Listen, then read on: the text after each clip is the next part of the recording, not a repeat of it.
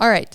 So we are in the winter season, and there's some people that really feel that this is the time to buy because you can get a deal because nobody in their right mind wants to move in the winter. What say you? I think you and I have moved every single time in the winter almost. Well, we're in real estate. So the myth, so it's true then. Moving in the winter is the best time, right? You get the best deal. Correct? You got the best deal.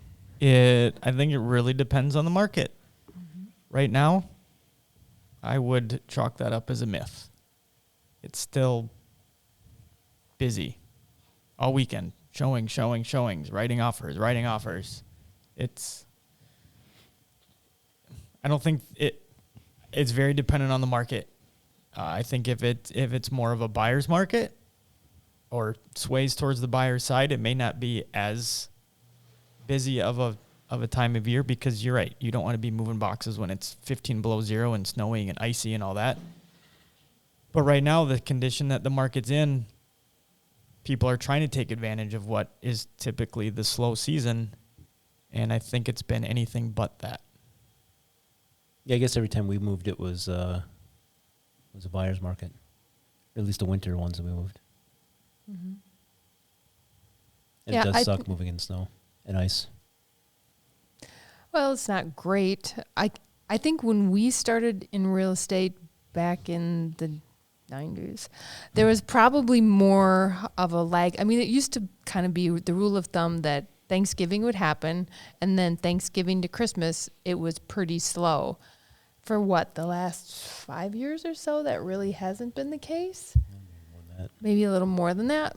But, I mean, that really, really used to be the rule of thumb. And I used to stress out that we weren't busy. And Matt would be like, okay, this is when you should be prepping and doing all of that stuff. And so that's what we would do. And then once we started not having that time, I was like, there's no time to prep. So you can't, win. I think there's a total evolution happening right now. With us, we talk about it all the time about, the market's going to slow down. Well, what does that mean? When is it going to happen? What's going to make it change?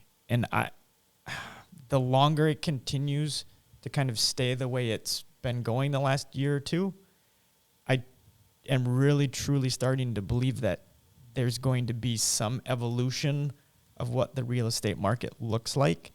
That's not going to just be, we just need interest rates to go up and all these buyers are going to disappear and all this inventory is going to show up. It's going to have to be something more than that. Right. I think I don't know if you and I were talking about that, about interest rates. I mean, even if they go to 4%, it's not going to make a difference. No. Right.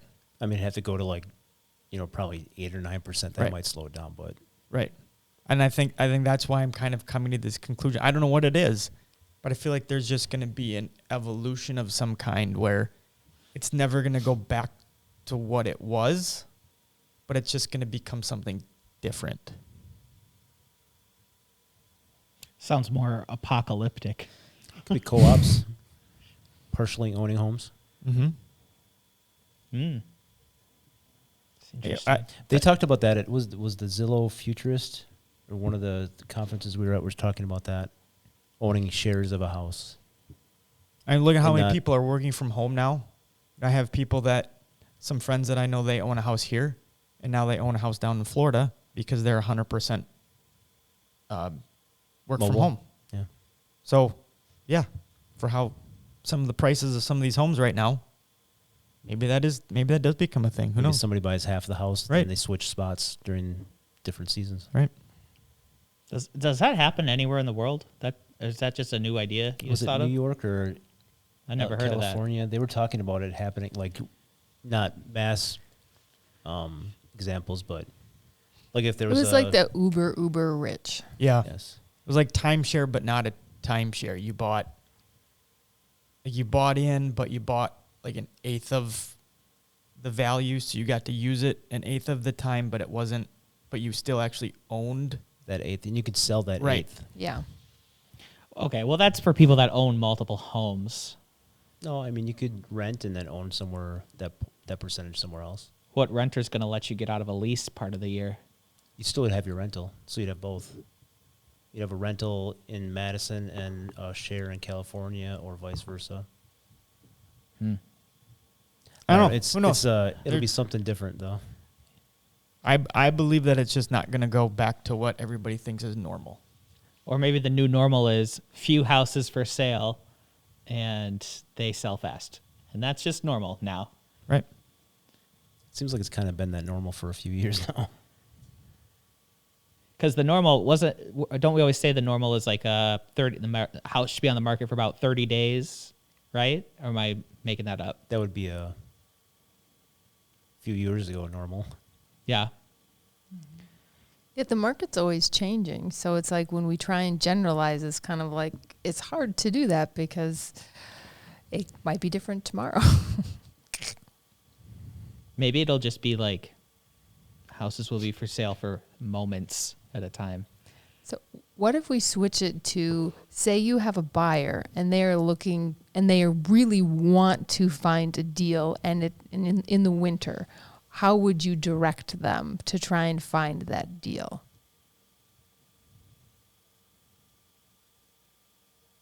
Your name makes me think of it. DOM. Dom. That's what I would be. What's your name?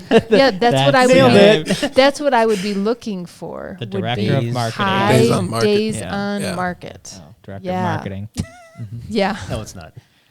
but because I mean, in the winter, if something is sitting and you have a seller that does need to get somewhere, and you can tell that they've been, 2 weeks, 30 days, 45 days, that's where you're going to want to try and take those buyers because those sellers are going to be more motivated, I would think. And they're probably about due for the conversation at that point about a price reduction. Right. Or they've been hearing, we should do a price reduction, but they're stubborn and they don't. And then you put in an offer that's lower and then they're like, okay, well, I was going to lower it anyway, whatever. And then they can get, a little bit better deal maybe. So Yep. it's a lot more likely if the sellers are overpriced and they're sitting for a little while. Because if they're not overpriced, they're not going to be sitting. So what's the moral of the story? Don't overprice your house. Right. That's what I've been telling some of my clients too that don't want to be in a lot of competition, is that there is still this, everybody wants to see what's next, and the ones that don't sell that first week do have a tendency to slip through the cracks and they get forgotten about. So I've been telling some of those folks, let's go back and look at your search and let's find a property that's been on the market for 15, 20 days. Because at that point, not that the seller has lost all control or all power, but they kind of have to a point. Because now as the buyer, maybe you do put that home inspection back in, or maybe your forgiveness dollars towards your home inspection doesn't have to be as big. You have a little more leeway if you find something that's been on the market for a little bit longer. And there could be another contingency that changes stuff too. Like, a few years ago, we didn't have anything like an escalation clause. That didn't exist. It's probably been 4 or 5 years now, I guess, but it could be something like that. Maybe something new is a contingency you put in or don't put in, and that sways the seller one way or another. Might help. Yeah, I mean, appraisal coverage and inspection coverage, that wasn't a thing up until very recently. Yeah, last year, 2 years ago. And now it's kind of like, you don't have it? What? Right. So you can you get a deal in the winter? Sure. It's just you have to be, looking at those days on market, and it's the sellers that are probably overpriced to begin with that are going to end up not getting what they wanted originally. It's crazy. And Jacob asked me to start going back and doing absorption rates tracking. And I looked back at, 2019, and took 3 months to burn through the inventory. And today it's what? Month. A day? Right. And we looked at 3 months going, oh my gosh, we can't do this. How is this possible? Well, it doesn't look so bad right now, does it? That's right. Mm-hmm. Yeah, I've kind of the flip, because I remember when it was a buyer's market and we would be doing these charts with the absorption charts, and you'd be figuring out, okay, there's 9 months of inventory. So you'd take this little graph to your seller and you'd be like, okay, there's 9 months of inventory, and this house is 100,000, 110, 115, 120, or 130. So you're probably way down the line before somebody's going to buy yours. So if we move you up here, then you're closer to, totally different. It just seems like such a long time ago. It does. It does seem like a long time ago, but we would be making those charts and have, show people. It's like, if you change your price to this, you're probably third in line. If you change your price to this, you're probably sixth in line. And, you'll just be on the market longer. And it was really accurate. I think I actually stopped doing absorption rates last year because it didn't pay to update it. Because It was just like, there wasn't any movement. no. Mm-mm. But we'll start it again and see what it looks like. Yeah, it'll be interesting. But winter's a good time in real estate. At least now, we're still very busy. Well, hopefully there's not as much competition, but you also have maybe fewer houses too. Right. Yeah, that's the thing. If inventory was fairly normalized, it wouldn't be so wild. But since there's the lower inventory, people are just there's so a the house. moral of the story is put your house in the market now. Yeah, put your house on the market now and don't overprice it, and you are going to make out like a bandit. Hey, Jake, how many houses under 250 are on the market right now within the surrounding Madison area? It's a sore subject. I don't want to talk about it. Oh, yesterday when I checked, it was 5. It might have gone up. I was checking today. To like 6 or 7. gonna say, Maybe. There's Maybe. like 5.5. Yeah. Yeah. Just a few more till we're at double digits. Right. It's crazy. But I think your price point, because I pulled something this morning, and your average price point also is like 500,000 or 600,000, like for what's active right now. Right. Wow. I mean, that's just ridiculous. There's like 50 some homes over $1 million, or no, there wasn't that many, but there was a bunch of homes over $1 million that were just subdivision ranch style houses. Yeah, 500,000. That used to be a Yeah, that really was a big expensive number, yeah. house. Well, I have this last weekend and the weekend before, I have a few clients that are in that $600,000 to $700,000 price point. And I thought, okay, we're in good shape. This isn't a highly competitive price range. Wrong. Boy, did I get kicked in the pants. I was so wrong. I could not believe not only how many people came through, but hearing how many offers some of these properties had on them. Mm-hmm. Unbelievable. Yeah. And that, again, is just lack of inventory driving that. Right? So, when you see the Viridians or the Tim O'Brien homes that are just going up, and those are the ones that are also in that same price range because there's just not enough inventory. You can blame lumber one day, but it's still lack of inventory. Yeah, and just as Jake was saying with writing offers, we're seeing that how it was very, very competitive last summer. That's in especially the lower price points. It's very competitive right now. Multiple offers. We're hearing, there's 11, 15 offers. People are needing to write cash. All the forgiveness, everything. So, yeah, and I think it surprised people a little bit how quick that has come back.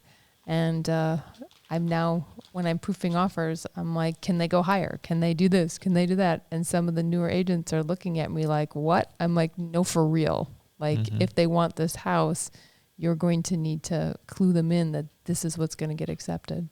Well, team-wise, I think we've had probably our biggest January ever, so it's a good sign that we're getting offers accepted. Yeah, our team is really great at getting offers accepted. And being able, we have so many folks that are active in the market. We see these changes and it's like, okay, we need to pivot. We can no longer put an inspection contingency in there. We need to, ex-nay that and just get it. So that's a true advantage to our clients for sure. Mm-hmm. If you like content like this, consider watching some of these other videos, hitting the subscribe button. If you want to know what your house is currently worth, go to hometeamforyou.com and look at the free evaluation tool.